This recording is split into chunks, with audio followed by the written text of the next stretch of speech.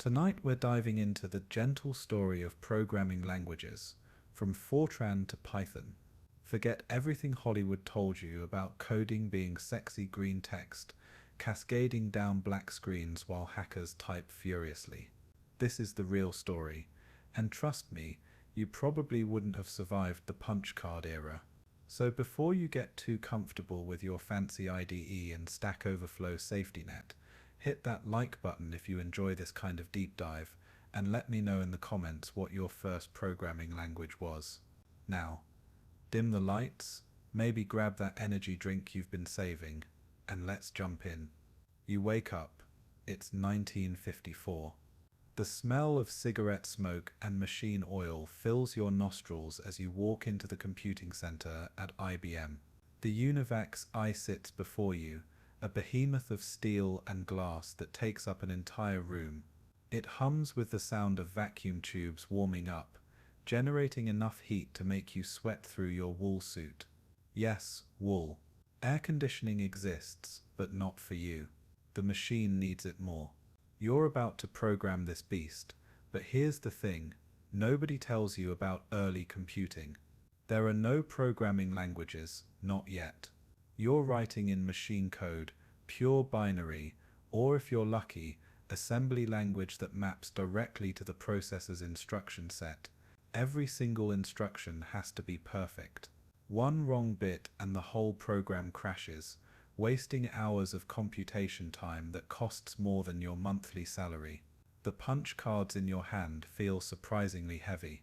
Each one represents a single line of code, and you've got a stack of 300 for a program that would take 5 lines in Python today. Drop them? Better hope you numbered them. Shuffle them by accident. Your weekend just disappeared. The card reader jams about once every 50 cards, and when it does, you better pray it doesn't tear the card because you'll be repunching that sucker by hand. You slide the first card into the reader. The machine clicks and whirs. This is programming in its rasped form, where humans literally speak the language of machines. No abstractions, no comfort, just you and millions of transistors that don't care about your feelings. Every programmer in this room has memorized opcodes like they're biblical verses. Move data to register. That's 8B in hexadecimal. Add 2 numbers, that's 03. These aren't suggestions or guidelines. Get it wrong and the machine simply won't understand. But here's where our story really begins. Because somewhere in this building, a man named John Backus is getting really tired of this nonsense. He's watching you and dozens of other programmers waste weeks writing code that should take hours. He's calculating the human cost of every dropped card deck, every mispunched hole, every cryptic error that takes half a day to debug, and he's thinking something revolutionary. What if we could write programs in something that looks more like math? What if the computer could translate human-readable instructions into machine code for us? This idea seems obvious now, but in 1954, it's borderline heretical. The computer scientists, and yes, they're starting to call themselves that now, are skeptical. They argue that no automatic system could possibly write code as efficiently as a human who understands the hardware. They're wrong, of course, but they don't know that yet. They're about to witness the birth of FORTRAN, the formula translator, and with it, the entire concept of high-level programming languages. You're standing in Backus's office now. The year is 1957, and he's showing you something that will change everything. It's a single page of FORTRAN code, where your assembly program needed 300 cards to calculate trajectory tables. This needs 30. Where you spent 3 weeks debugging register allocations, this program was written in 3 days. The other programmers think it's black magic. Some think it's cheating. Let me paint you a picture of what this actually looks like. Instead of writing 8B45FC to move data around, you're writing statements like x equals y plus z. Instead of manually managing memory addresses that look like hexadecimal soup, you're using actual variable names. Revolutionary, you bet. but also terrifying to the old guard who spent years mastering the dark arts of machine code. The first FORTRAN compiler takes 18 person years to create, 18 years of human effort compressed into 3 years of calendar time. The team works nights, weekends, holidays. They're not just writing a program, they're inventing the very concept of compilation. Every problem they solve creates 3 new ones. How do you optimize loops? How do you manage memory automatically? How do you generate error messages that actually help instead of just saying error and leaving you to figure it out? Here's something nobody mentions in the textbooks. The first FORTRAN manual is only 51 pages long. 51 pages to describe an entire programming language. Today's JavaScript specification is over 800 pages and growing, but those 51 pages contain the seeds of every programming language that follows. Variables, loops, conditionals, subroutines, the DNA of modern computing, all there in a document thinner than your average restaurant menu. You run your first FORTRAN program. It calculates orbital mechanics for satellites that don't exist yet because Sputnik won't launch for another few months. The compilation takes 45 minutes. The execution takes 3 seconds. Your colleague's hand-coded assembly version takes 2.8 seconds. He smirks, vindicated.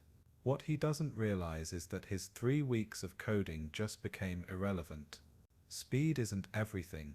When you can write programs 10 times faster and modify them without wanting to throw yourself out a window, the adoption curve is exactly what you'd expect. The young programmers, the ones who haven't spent years memorizing opcodes, they jump on FORTRAN immediately. The veterans resist. They talk about efficiency, about understanding the machine, about real programming. Sound familiar? It should. This same argument repeats every time a new language appears. Assembly programmers mock FORTRAN users. FORTRAN users mock BASIC users. Everyone mocks JavaScript. The cycle continues. But let's talk about what FORTRAN actually feels like to use in 1957. You sit down at a key punch machine, which looks like a typewriter had a baby with a medieval torture device. Every keystroke punches holes in a card with a satisfying ka-chunk sound. Make a mistake, throw the card away and start over. No backspace key here, friend. The cards smell like fresh paper and machine oil, and after a few hours your fingers are covered in tiny paper cuts from handling their edges. The syntax is unforgiving. FORTRAN doesn't care about your feelings or your deadlines. Columns matter. Put your statement in column 7 instead of column 6. Syntax error. Want to use lowercase letters? They don't exist in your world yet. Everything is shouting at you in uppercase, like the code itself is perpetually angry. You write a do loop. FORTRAN's gift to tired programmers everywhere. Do 10I equals 1, 100. This simple statement replaces dozens of assembly instructions. But here's the kicker. Some poor soul at NASA once typed do 10I equals 1 period 100 instead of using a comma. That period turned the statement into a variable assignment instead of a loop. The result? A rocket crashed. A real rocket.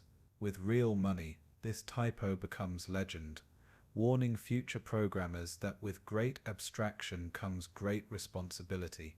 Comment below if you've ever had a typo crash something important, and no, your WordPress blog doesn't count unless you were running a nuclear reactor with it.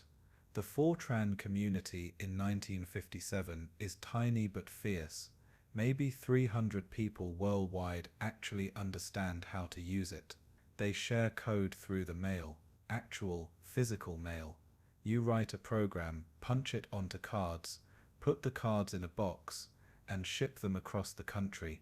2 weeks later, you get a letter back saying your algorithm has a bug in line 347. The debugging cycle is measured in months, not minutes.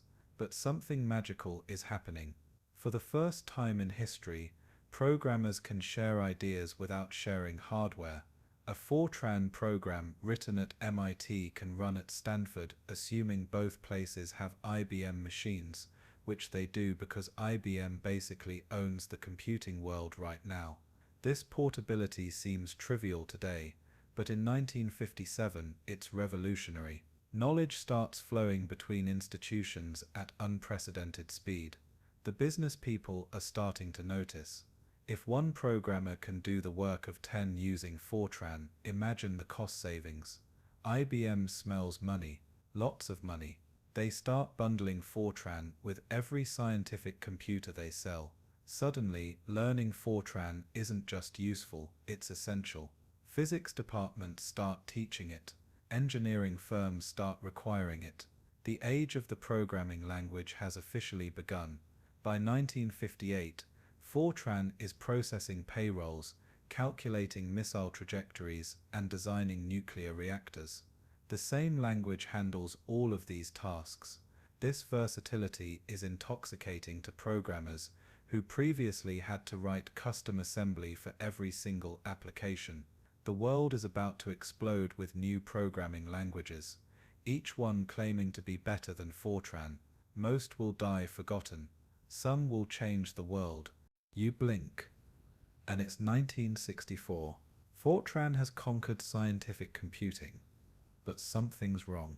You're trying to write a business application, tracking inventory for a department store, and FORTRAN feels like using a sledgehammer to thread a needle. The math is easy, but the data handling is torture. You need to process customer names, addresses, product descriptions. FORTRAN treats text like an alien artifact, barely acknowledging its existence. Enter Grace Hopper. If you don't know who she is, pause this video right now and Google her. I'll wait. Actually, don't pause. Just open another tab. Admiral Hopper, and yes, she's an actual Navy admiral, has been thinking about this problem since before you were born. She's been writing compilers since 1952, and she has a radical idea. What if we could program computers in plain English? The year is 1959, and Hopper is leading a committee that sounds like the setup to a joke. The Conference on Data Systems Languages, CODASL for short, representatives from the Department of Defense, RCA Sylvania, IBM, Honeywell, and 4 other computer manufacturers walk into a room. Their mission? Create a programming language that business people can read. Not write, necessarily, but read.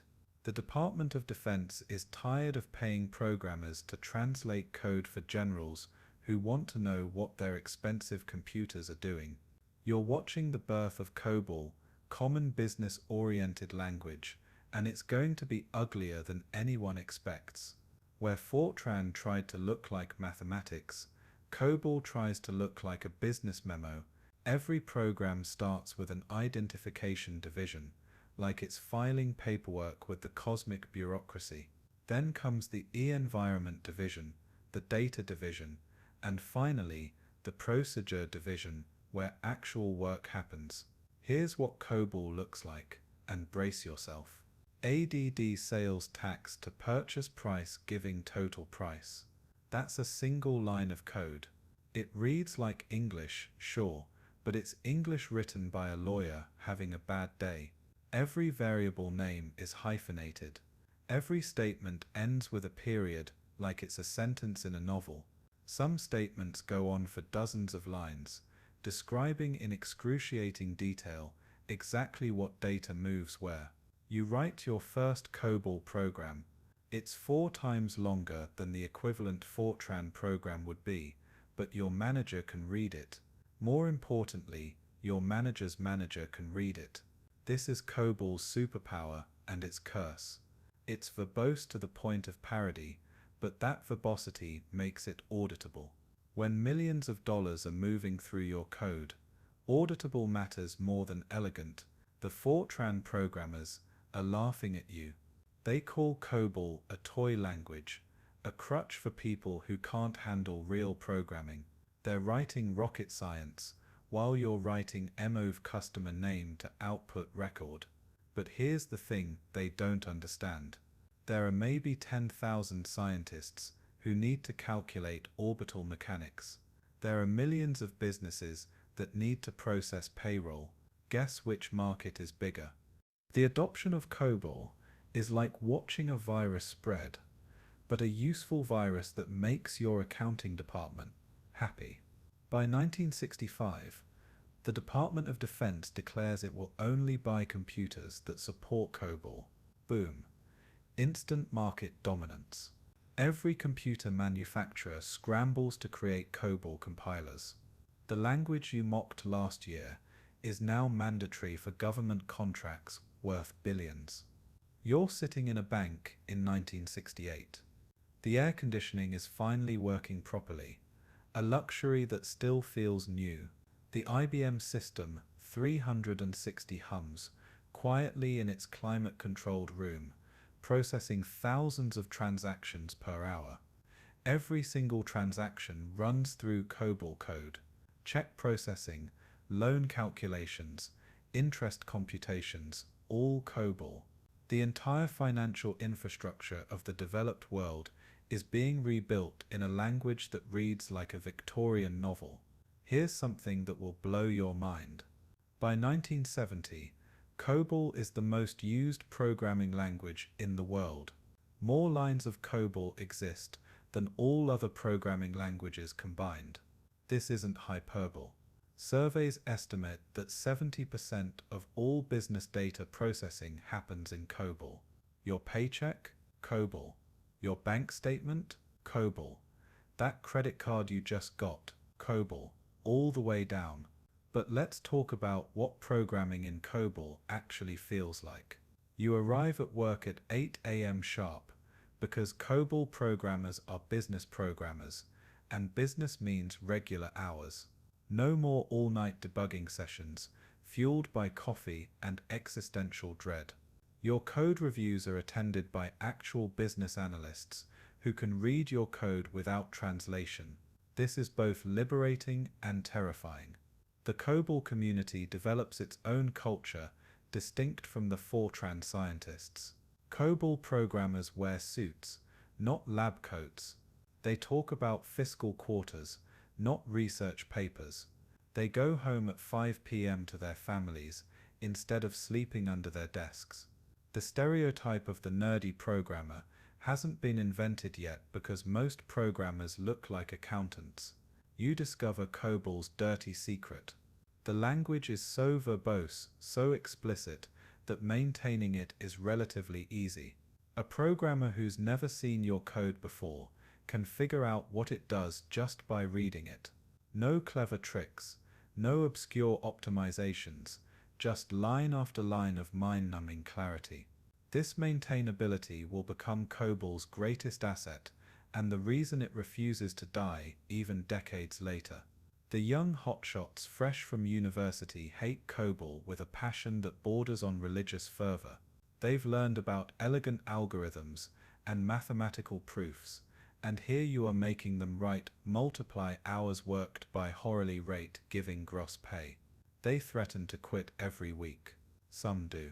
The ones who stay discover that COBOL programming pays extremely well because banks have infinite money and zero tolerance for bugs. By 1970, something interesting is happening. COBOL and FORTRAN have created two completely separate programming cultures. The FORTRAN crowd publishes papers with titles like Optimization of Nested Loop Structures in Numerical Analysis. The COBOL crowd publishes nothing because their code is proprietary and worth millions. The academics look down on the business programmers. The business programmers dry their tears with $100 bills.